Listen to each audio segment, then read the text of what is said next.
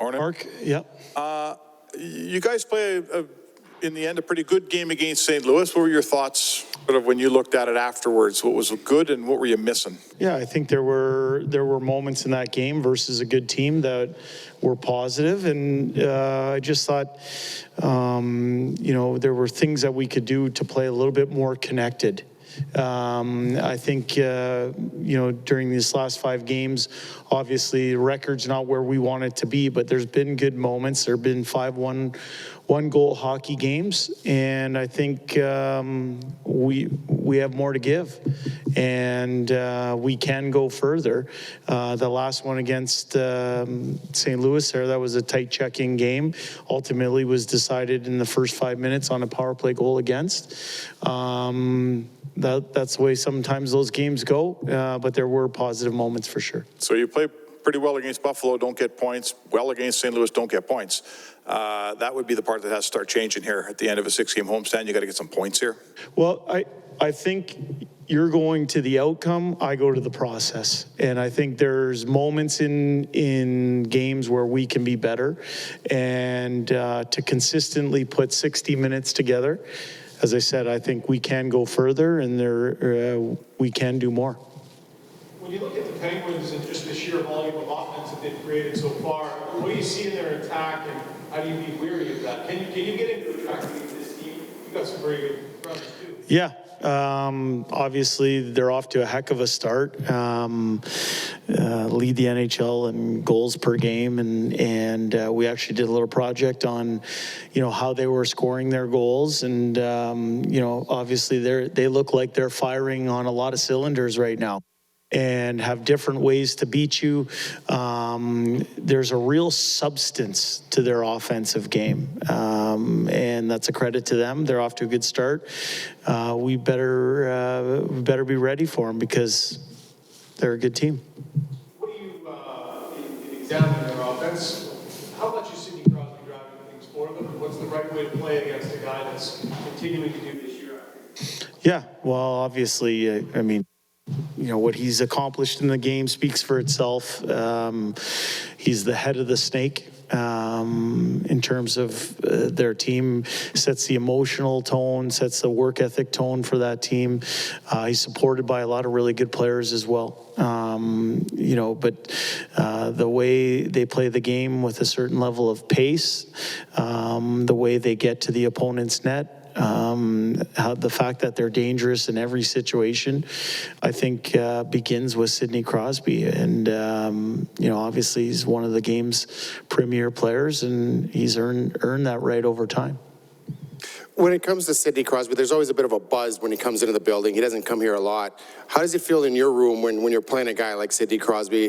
Can you sense that excitement in the players, or what's kind of the mood in the room when you? Yeah, well, the mood in the room right now, I can tell you, is focused and determined to get the win tonight.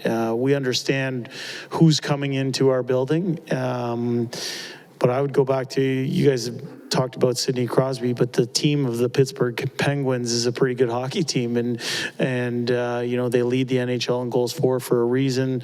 They look like they're firing on a lot of cylinders, and we're gonna have to have our A game in order to get the result that we want tonight. But do I think there's excitement when top teams come in to our building? Sure, I do. Thanks, Jay. Yeah, Dylan is still working his way through that upper body injury, but I thought it was positive that he was out with us tonight. He will not be in the game. I know you talked about Crosby, and I know it's the Edmonton Oilers versus Pittsburgh. Around the world, how special is it when you see generational talents? Yeah, I do think, I'm not oblivious to that. I do think it is special. I think, I've had the pleasure of being around both of them. I was in the World Championships with Crosby, so I got to see him up close and how he operates and how he conducts himself on a daily basis. See a lot of similarities between his approach to the game and obviously Connor's approach to the game. I think that is exciting when they play against each other, but I'm going to return to the fact of where our team focus is, and that is on preparing for a really good Pittsburgh Penguins team tonight. You can just, yeah. Well, you go ahead, and you don't need the mic, yeah. What have you seen from Marcus Niemelainen? And, is he pushing for more minutes, would you say? Yes. Yeah, I'm a big Marcus Niemelainen fan. I thought, since he's come back up, we've kind of introduced a little bit more each time. He's physical. What I really like about him is his fearlessness in going back to pucks and moving them quickly. He takes pride, how I would say it is, he takes pride in sprinting back to the puck and using his time with it rather than using his time to get to it. And for a young D-man in this league who's still, relatively new, I think he's shown a lot of positives in his game. Last one for me, just on your pairings. You've tried to stay pretty consistent with them from the start. How do you feel your D pairings are working out here through a few games? Yeah, I think that I would say that I don't think our entire team game has been firing on all cylinders yet. And that's on every position and the coaching staff. It's not on one position. For me, that can our D improve? Yeah. Our play from our D can improve, but our play from our forwards can improve. Our play and our coaching can improve, and we are working to find solutions. And one of the things when you do have 7D in the lineup is it allows you to move some of those pieces around if anybody's struggling.